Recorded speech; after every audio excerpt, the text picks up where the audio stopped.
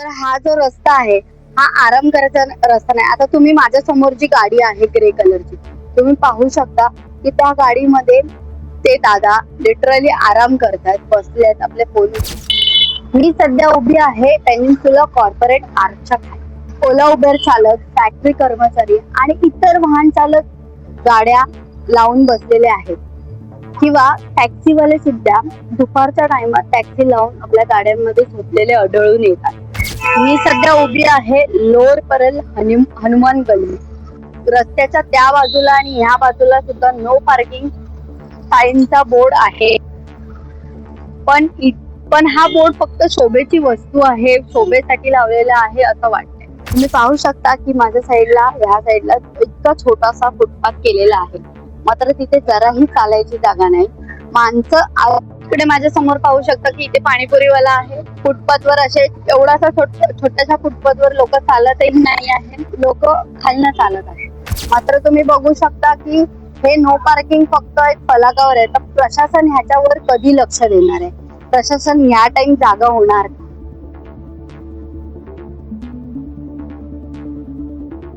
निकाल लागले आहेत आणि सातत्याने निश्चितही झाले आहे. नगरसेवकही आपल्याला भेटले आहे.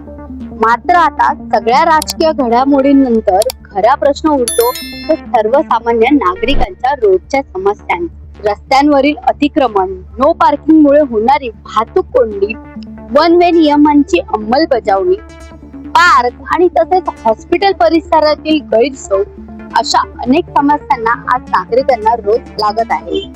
मी सध्या उभी आहे लोअर परल हनुमान गल्ली, जिथे माझ्या एका साईडला आहे पेनिन्सुला पार्क, दुसऱ्या साईडला आहे गार्डन.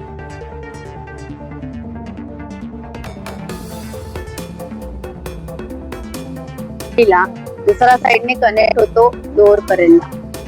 पण तुम्ही इथे पाहू शकता की इकडे रस्त्याच्या त्या बाजूला आणि ह्या बाजूला सुद्धा नो पार्किंग साईनचा बोर्ड आहे.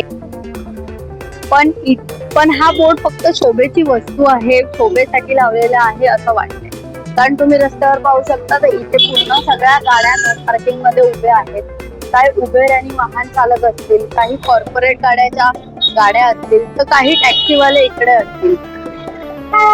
नक्की हा नो पार्किंगचा काय सीन आहे, त्या सगळ्याचा आढावा घेऊया आपण ह्या रोडमधनं.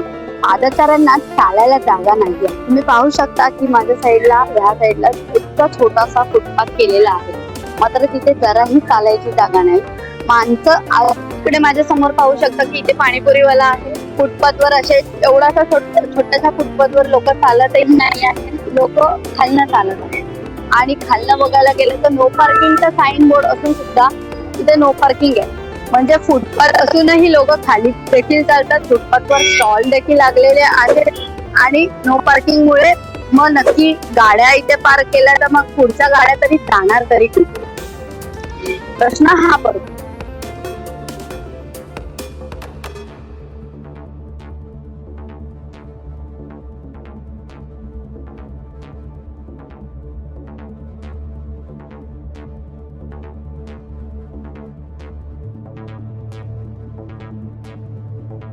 जसं की मी तुम्हाला आता दाखवलं की पादचाऱ्यांना चालायला जागा नाहीये, अपघाताचा धोका वाढू शकतो.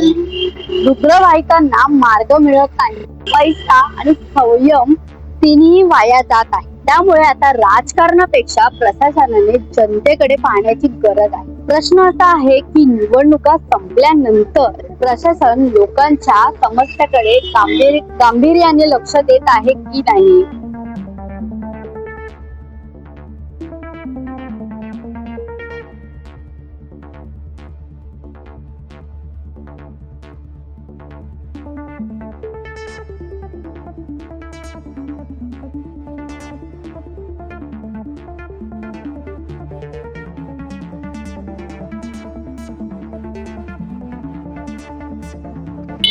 मी सध्या उभी आहे पेनिन्सुला कॉर्पोरेट आर्चच्या खाली.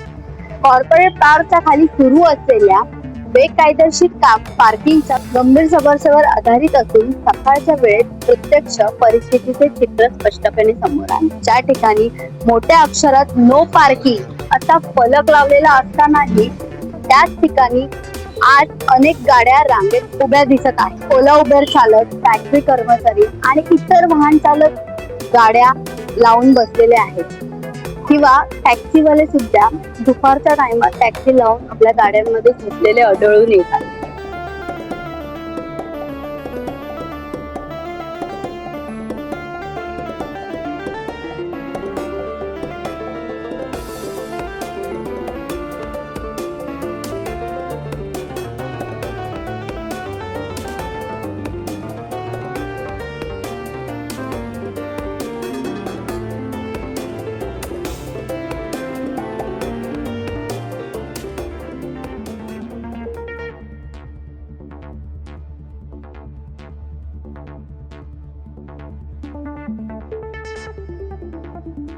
स्थानिक नागरिकांचं म्हणणं आहे की दररोज या भागात वाहतूक कोंडी होतच आहे. प्रशासनाकडे वारंवार तक्रार करूनही ठोस कारवाई अजून काही केली जात नाही आणि ट्रॅफिक पोलीस क्वचितच दंडात्मक कारवाई करत आहेत. पण हे आराम करण्याचं ठिकाण नाही आहे.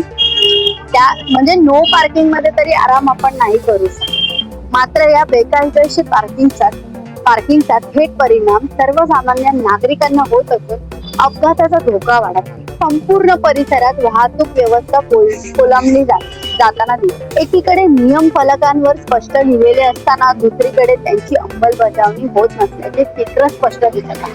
त्यामुळे प्रश्न असा उपस्थित होतोय की प्रशासन केव्हा जागे होणार, या परिस्थितीत नियमित आणि कडक कारवाई केव्हा केली जाणार आणि नागरिकांच्या या समस्येकडून केव्हा दिलासा मिळणार.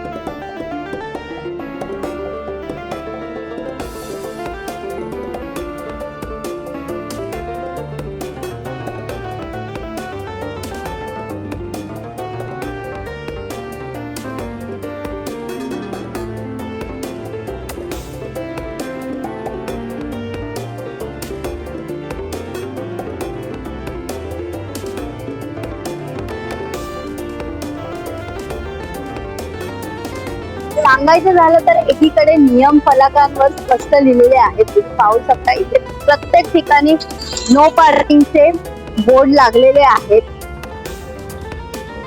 तरी सुद्धा इकडे सगळ्यांची ओला उबेरच्या गाड्याला लागलेले आहेत. म्हणजे एकीकडे नियम स्पष्टपणे लिहिलेले आहेत तर दुसरीकडे त्यांची अंमलबजावणी अजिबात होत नाही. या बेकायदेशीर पार्किंगमुळे ट्रॅफिक जाम होतोय, अपघाताचा धोकाही वाढू शकतो आणि नागरिकांची गैरसोय होते ती वेगळी. मात्र आता प्रश्न एकच आहे की प्रशासन या समस्येकडे केव्हा गांभीर्याने पाहणार, या परिसरात कडक कारवाई केव्हा होणार आणि नागरिकांना या त्रासातून केव्हा दिलासा मिळेल.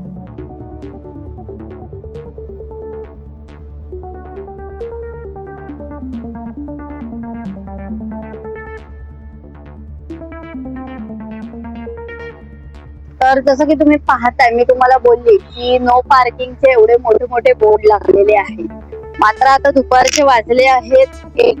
तर आता सध्या ह्या लाईनीला जो मी जिथे उभी आहे त्या परिसरातले सगळ्या गाड्या आता तरी नाहीयेत. मात्र 2च्या नंतर इथे सगळ्या गाड्या लागायला चालू होणार. तुम्ही समोरच्या रस्त्यावर पाहू शकता की समोर गाड्या लागलेल्या आहेत. जवळजवळ बघायला गेलं तर ह्या ओला असू दे किंवा उबेर असू दे किंवा या कॉर्पोरेट पार्क मध्ये जे काम करणारे असू दे त्यांच्या गाड्या असतील, आपल्याला काही ठोस माहिती नाहीये, पण मात्र ह्या त्यांच्या गाड्याही असू शकतात. तर हा जो रस्ता आहे हा आराम करायचा रस्ता नाही. आता तुम्ही माझ्या समोरची गाडी आहे ग्रे कलरची, तुम्ही पाहू शकता की त्या गाडीमध्ये ते दादा लिटरली आराम करतात, बसलेत आपले फोन. नाही, माझं असं म्हणणं नाहीये की आराम करू नये गाडी चालकांनी, वाहन चालकांनी आराम करू नये, पण तुम्ही नो पार्किंग मध्ये जर गाड्या लावताय त्यामध्ये एक तर इकडे फुटपाथ कमी आहे. फुटपाथ तुम्ही बघायला गेलात तर जवळजवळ इथनं 1 ते 2 माणसं चालू शकतात. तुम्ही माझ्या मागे पाहिलात तर तो पाणीपुरीवाला आहे, म्हणजे फुटपाथची जागा तीही अडली जाते. पण आणि इथला पण लोक रस्त्यावरच चालणार, मग लोकांना चालायला जागा नाही.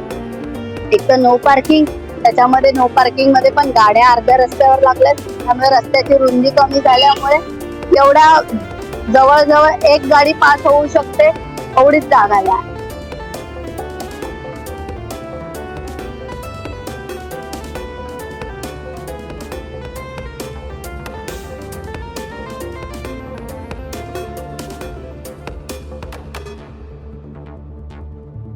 पण मात्र तुम्ही इथे संध्याकाळी 6 नंतर जर याल तर इथून सगळ्या मोठ्या मोठ्या गाड्या सगळ्या पास होत असतात, जिथे लोकांना ह्या साईडनी यायला आणि ह्या साईडनी गाड्या पास म्हणजे एका ह्या रस्त्यावरनं खरं तर हा रस्ता असा आहे की एक गाडी इकडनं पास होऊ शकते आणि एक गाडी इकडनं पास होऊ शकते.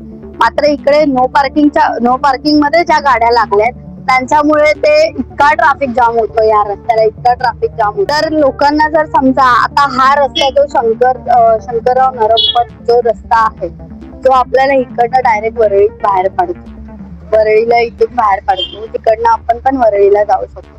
मात्र ह्या रस्त्याला जर शॉर्टकटने वरळीला जायचं असेल तर इथे ट्रॅफिकच असतो की आपण ज्या वस्तूला आपण ज्या टायमिंगला आपण 10 मिनिटात पोहोचू शकतो जिथे आपल्याला अर्धा ते 1 तास वेट करावा लागतो. मात्र तुम्ही बघू शकता की हे नो पार्किंग फक्त एक फलकावर आहे. तर प्रशासन ह्याच्यावर कधी लक्ष देणार आहे, प्रशासन ह्या टाइम जागा होणार. त्या बातमीचा आढावा तर आपण घेतला आहे, मात्र ह्या बातमीचा आढावा घेऊन प्रशासन नक्की कधी जागा होणार, तोवर आपण परत ही पुन्हा बातमी याचा आढावा पुन्हा घ्यायला येऊ. तुम्हाला काय वाटतं हे तुम्ही आम्हाला नक्की कमेंट मध्ये कळवा. मी तनुश्री सनस, व्हिडिओ जर्नलिस्ट प्रतीक पाटील. साऊथ मुंबई विभागातील घडामोडी जाणून घेण्यासाठी साऊथ मुंबई न्यूज चॅनलला लाईक, फॉलो, शेअर आणि सबस्क्राईब करा आणि बेल आयकॉनवर क्लिक करून ऑल करायला विसरू नका.